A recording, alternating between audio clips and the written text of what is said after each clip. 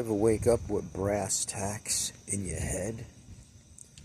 So my brass tacks are, maybe it could help you a little bit, about integrity and principle.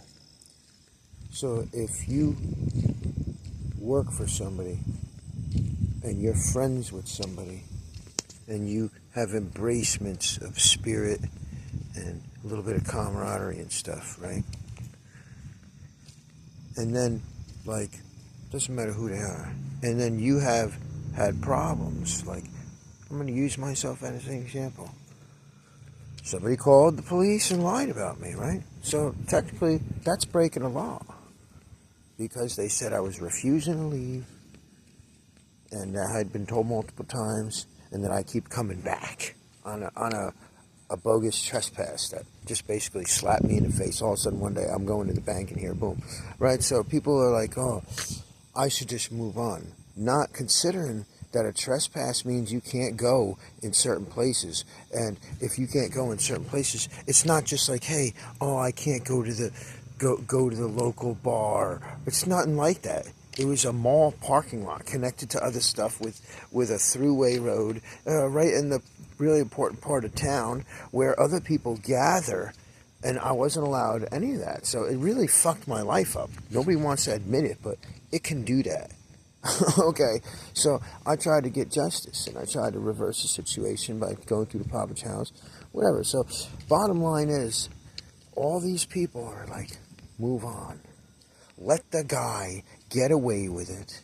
And it's okay that I paid in my life because it did not cost them.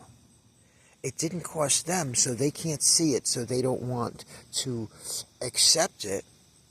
And it does concern them because these are laws that are a social contract that we all agree to and we all have to abide by. But for some reason, they don't want this guy to be accountable for what he did. And they don't want me to feel the respect and repair for myself by having the guy charged and reversing what went on. Because I was harassed by it and I had police push me around on behalf of this guy. And so if these people want someone else to benefit or be pardoned for what they've done, and it costed and taxed and presented other things to somebody like myself that have declined my life and put negativity, they're not the best people. Or we could look at them like cattle and say, okay, they really don't have it up here because maybe their purpose is just to work and support so this way their kids' lives and family lives could be, because they're not really applicable. It doesn't matter what kind of job they have, because that attitude is not what allows Americans to have a life and feel safe and think about aspirations and dreams and being productive in society. What it does is it allows Americans to feel like they're not equal, or that somebody else at any given time could just make a decision and screw their lives up, and that's okay, and they're okay with it. But they don't want to see, and they refuse to see that. That's why people like me and others are why they have grace in life, why they grew up without having these same types of people that attacked me, attacked them. And if they don't want those same type of people to attack their own kids who which attacked me, that were prevented from attacking them, then they don't give a shit. Okay? And or if they say, you know, like even one in my family, okay, thinks that for some reason having a Winnebago and long hair, I deserve that. So they're silent and they say move on too. But yet I'm a failure because of the loss I've had. They don't want to look at it that it's from that. So I'm a fuck up. I'm a failure. I'm making a big deal out of something that they wouldn't make a big deal. But they don't live my life. They're non-applicable people. And I'm supposed to respect them and feel like this embrace with them because, you know, I paint stuff. They need stuff painted. But guess what? I don't want to paint stuff for them because if I'm in their presence, I know that they're willing to let me fall. they're willing to let somebody else for no reason come into my life and take a hit on me and let me fall. And they're okay with it. At the same time, they want me to work for them, and I'm supposed to do a good job, okay? And, okay, they're blind to that guy to let him get away.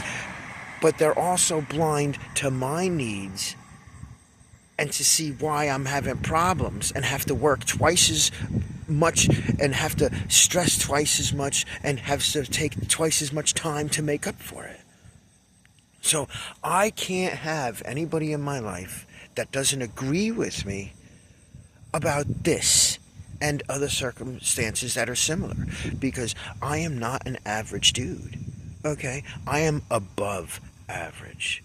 And that's why I get in trouble. It's because I have a phenomenal amount of skill. Okay, I'm 51.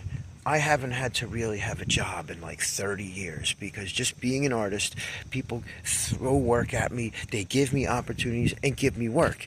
And that's why I feel confident that I could be successful to get in this Winnebago, okay, and just roam around and live my life. And I have, okay, up until this, okay, because you can't live your life when you have cops in your face and when you have places that are off limits to you just because, okay, and you are not allowed to vindicate yourself or make a statement to try and correct things.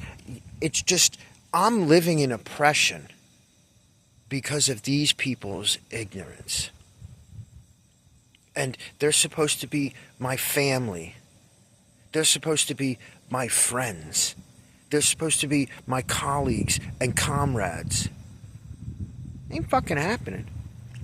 It's selfish and greedy of them to expect me to mold and change my life based on the egos and emotions and habits of other people. And the problem is those people have came into my life in a convicting and persecuting way. It caused me fucking problems. So if I can't be myself and at my best because of that, and people want me to be myself and be at my best, but then they don't want me to be free of that, then what good are they?